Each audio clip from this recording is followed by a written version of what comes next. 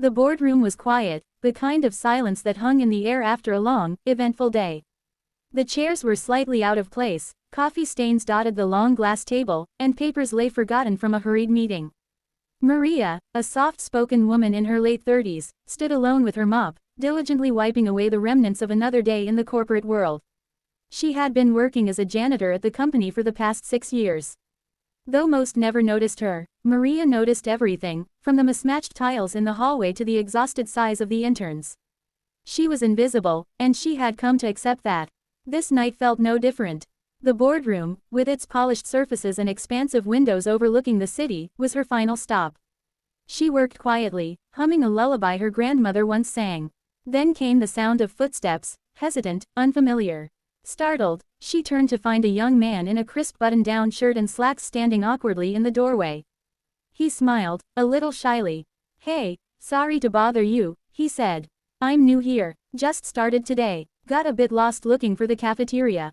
Maria smiled back, pointing him in the right direction. "You won't find any food at this hour. Everyone's gone home." He stepped further into the room, glancing around.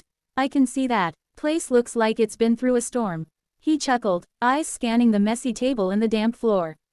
"Mind if I help?" Maria looked at him, puzzled. "Help me?" He nodded. "Sure, I used to clean my uncle's diner every night back in high school. Learned a thing or two about mopping floors."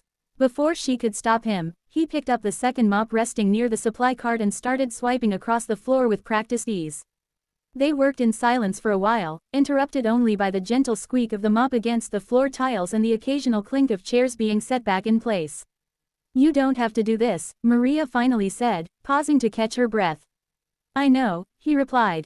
"But I want to. Besides, I think people forget how hard this kind of work is."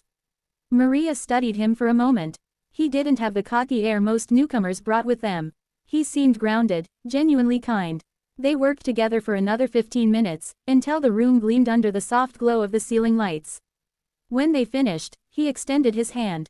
"I'm Ryan, by the way." She shook his hand. "Maria." "Well, Maria, it's been a pleasure mopping floors with you tonight," he said with a grin. "I think this might be the cleanest boardroom in the city now." She laughed, a small, warm laugh she hadn't heard from herself in a while. "You did pretty well for a new guy." He gave her a mock bow before disappearing down the hallway, waving goodbye. The next morning was ordinary, until it wasn't. Maria arrived early, as usual, ready to begin her rounds. But as she passed the main lobby, something stopped her in her tracks. A group of employees stood gathered around the big television screen, eyes glued to a broadcast of the company's annual town hall address. There, on screen, was the man from last night, mop in hand, sleeves rolled up, laughing with her like they had been old friends. "And now, ladies and gentlemen," the announcer said, "please welcome our CEO, Mr. Ryan Prescott." Maria froze. Her heart raced, blood draining from her face. Ryan, the new guy, the CEO. The broadcast showed him taking the stage at the company auditorium, dressed sharply, hair neatly combed, the confident energy of a leader radiating from him. But Maria had seen another side of him, humble, kind, unafraid to get his hands dirty. Later that day, Maria was summoned to the executive floor. She walked through the double doors nervously, clutching her ID badge like a shield. The receptionist guided her into a bright, modern office overlooking the skyline.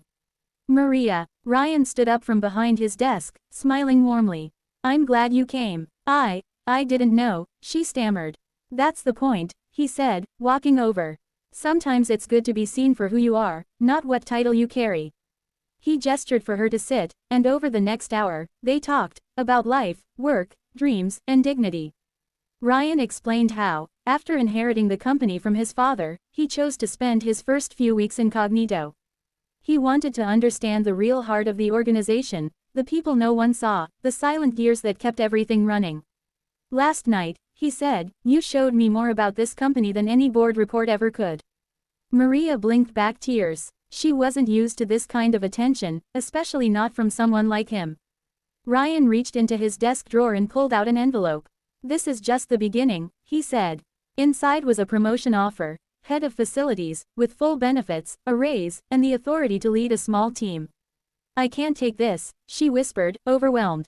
"Yes, you can," he said gently. Because you've earned it. Word spread quickly throughout the company. People began to notice her. The quiet janitor who had worked through sickness, stayed late on weekends, smiled through exhaustion. They finally saw the person behind the uniform. But Maria didn't let the promotion change her. She still showed up early, still hummed her grandmother's lullaby, still paused to help others without being asked. The only difference now was that people greeted her by name, looked her in the eye, and listened. As for Ryan, he became the kind of leader people wanted to follow.